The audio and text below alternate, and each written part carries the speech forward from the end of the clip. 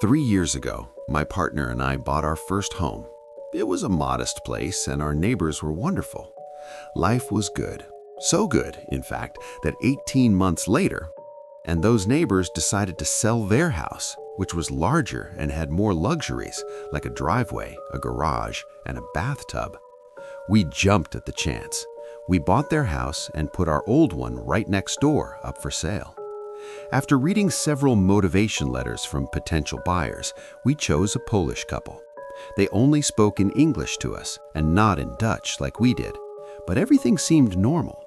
They asked for some tips about the house, and we had some pleasant small-scale small talk. But looking back, that was the calm before the storm. Even before the big incidents, things felt off. We started experiencing bizarre disturbances at the strangest hours. Sometimes at midnight, we'd hear heavy banging or incredibly loud music blasting through the walls without warning. It wasn't constant, but it was enough to make us feel like we didn't truly know who was living a few feet away. The first red flag appeared when the neighbor came home with severe damage to both sides of his car. It looked like he had scraped against a guardrail at high speed on both sides.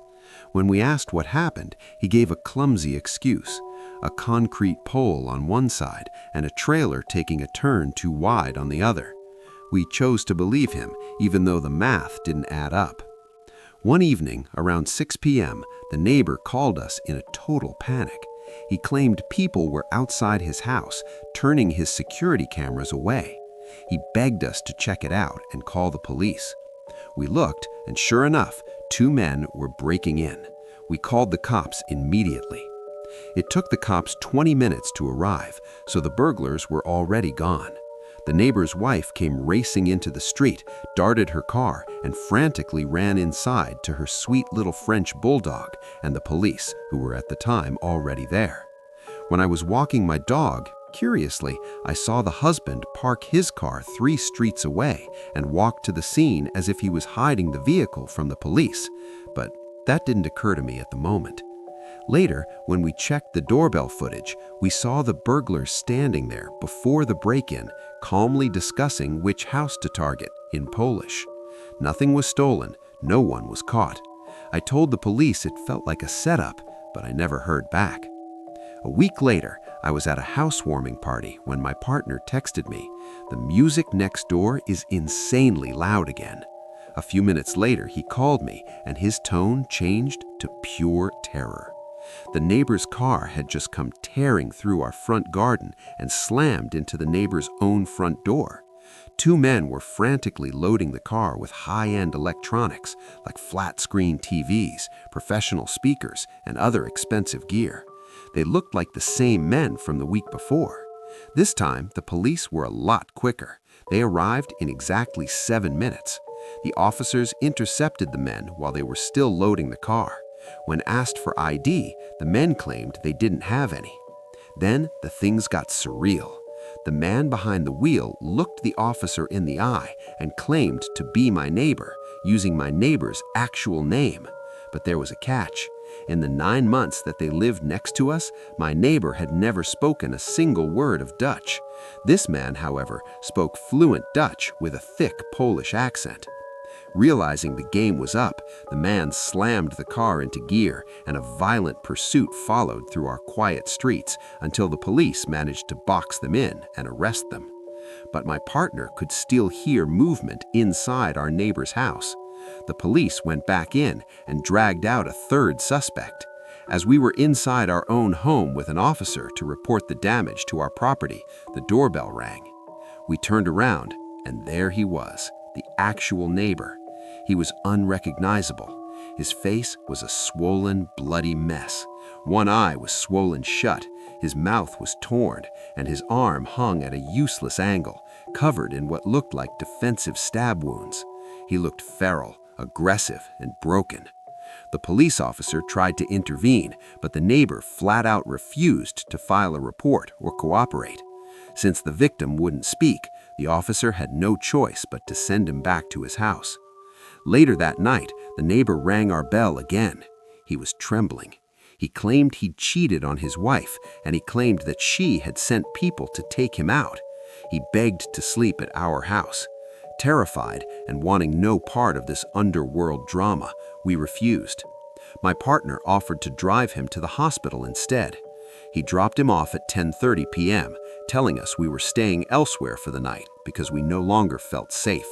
But we didn't stay elsewhere. We went home, locked every door, and tried to breathe.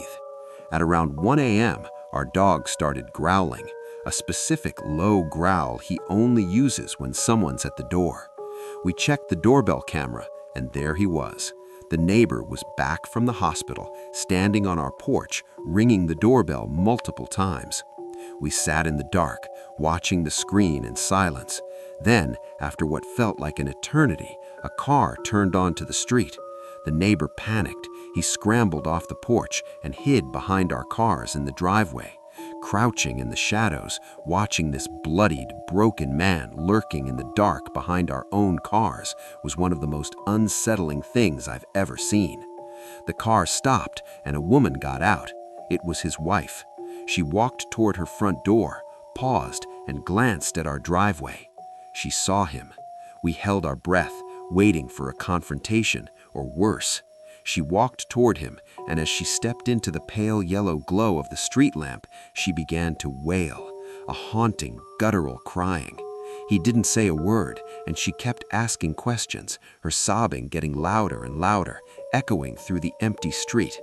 Eventually, they both got into the car and drove away. We didn't see them for 3 days. We didn't even know where their dog was. The wife eventually returned alone. She found the dog inside, and she told us she doesn't think she'll ever see her husband again. Whatever the real story is, drugs, debt, or marriage turned lethal, I've realized one thing. I don't think I want to know. This all started back in 2017 when I moved into a new house in the suburbs of Montreal, Canada, with my parents and little sister. Before I get into the juicy part of the story, I need to explain a few details about my room and its placement in the house for everything to make sense from my point of view. The house we moved into is a split-level home, meaning it has staggered floor levels connected by short flights of stairs. My room was neither on the main floor nor in the basement. It sat exactly in between the two at ground level 1. All shared space with the garage, and the opposite side had a large window that looked out into the backyard at the time. That window had plastic vertical blinds with several missing panels, so even when they were fully closed, I could still see outside through the gaps. On the garage side of my room was my closet, which had large sliding mirror doors. This meant that when I was in bed, no matter which side I faced, I could always see my window reflected back at me. I started noticing things about a year after we moved in. When I was 15, I remember watching YouTube videos on my tablet late at night since I had trouble falling asleep. One night, I heard something outside my window. I had left it open because it was really hot, and we hadn't invested in an AC unit yet, so I relied on whatever breeze I could get. After hearing what sounded like footsteps or shuffling, I quickly paused my video and put the tablet down. The noise stopped along with the video, which made me think it had just been part of what I was watching, or maybe my imagination. I resumed the video and heard it again. I looked to my left toward the window, but didn't see anything, so I eventually fell asleep. For a few nights, nothing happened, but then one night, a couple nights later, during my usual late-night YouTube and show-watching routine, I heard the shuffling again. I paused what I was watching and listened, this time longer than before. I swear I could hear breathing now, too. I glanced at my window, but again, there was nothing. I convinced myself it was just my mind playing tricks on me and turned to face my closet instead. As I picked my tablet back up to resume the video, I saw something move at my window through one of the gaps in the blinds, reflected in the mirror. A chill ran down my spine. I got up immediately and went to wake up my parents, deciding it was better to be safe than sorry. I told them what I had seen and heard, and even though my dad clearly doubted me, he went outside to check the backyard. A few minutes later, he came back saying he had checked every corner and didn't see anything. He told me that if someone had been there, he would have heard them come in through the squeaky gate, or he at least would have heard them leave. He also checked the Ring camera, which showed no one walking around the house toward the backyard. I suggested that the person could have jumped the fence into the neighbor's yard, but he quickly shut that down, saying we lived in a safe neighborhood and that I should stop watching scary movies. Unfortunately, I believed him and went back to bed. Every couple of weeks or months after that, I'd hear things again. Each time, I convinced myself it was all in my head and tried to focus on my videos or fall asleep. When winter came and everything was covered in snow, it stops and I eventually forgot about it. The following year, it started again. It didn't happen often, once or twice a month at most, and always past 11 p.m. I tried not to pay attention to it, even when the noises sounded like clear footsteps or deep breathing. I watched a lot of scary movies and videos, so I kept telling myself that had to be the reason. I avoided looking at the window altogether. Even though I tried to believe it was all in my head, part of me was terrified of being proven wrong. One night, against my better judgment, I looked not directly at the window. That was too scary. I looked at the mirror instead. This time, I swear I saw the silhouette of a person. They ran upstairs again, and once again, after checking the entire backyard, my dad told me the same thing he had the year before, and once again, I believed him. This went on for a while. I started going to bed earlier, watching videos louder or with headphones, and completely avoiding my mirror, or worse, looking directly at my window.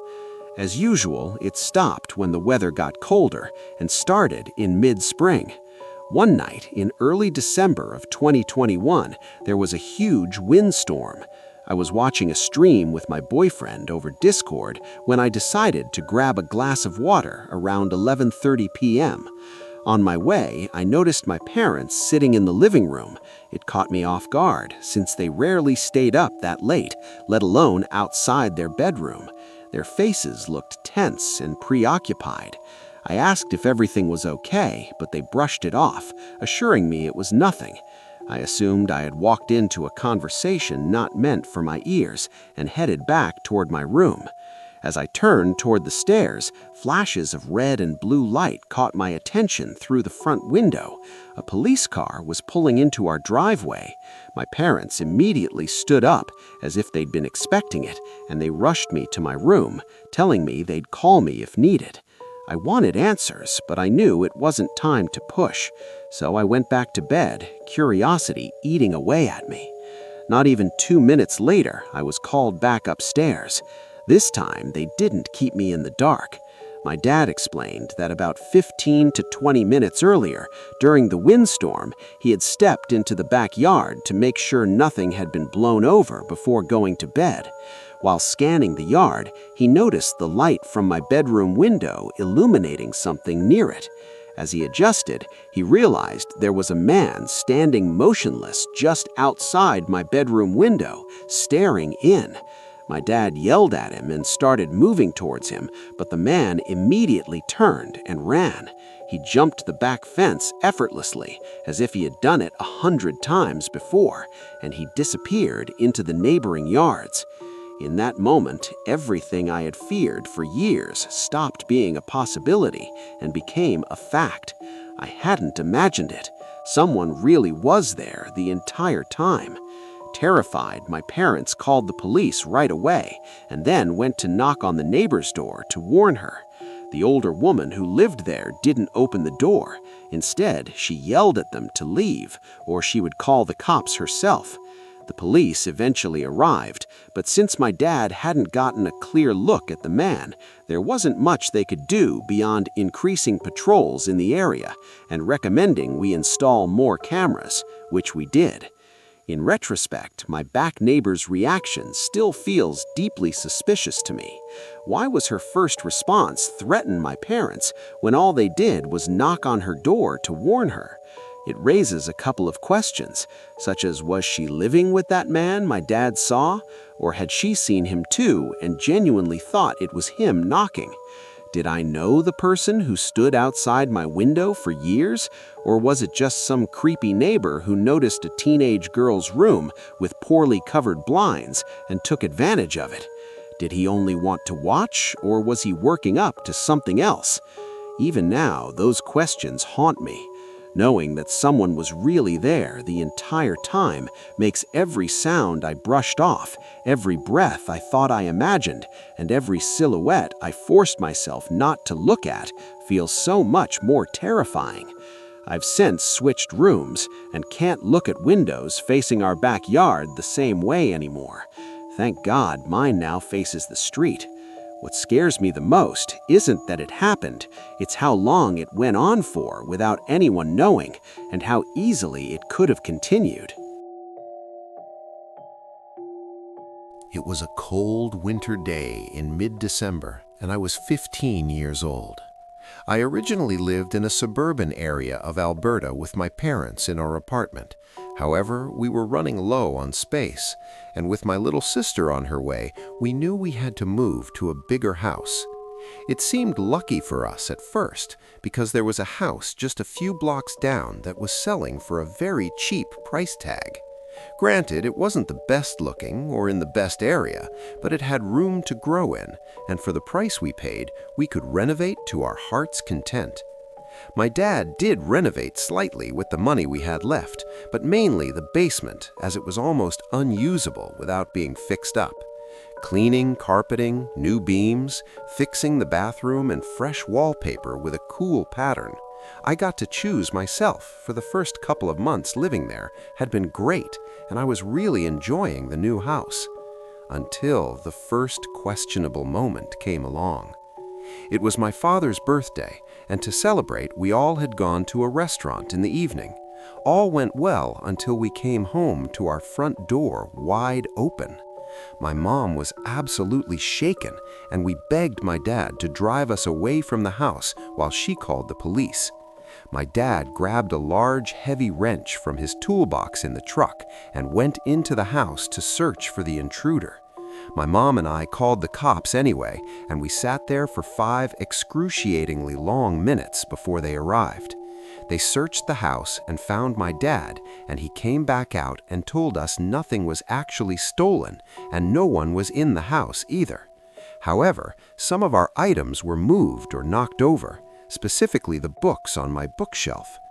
The police eventually finished their search and told us the same thing.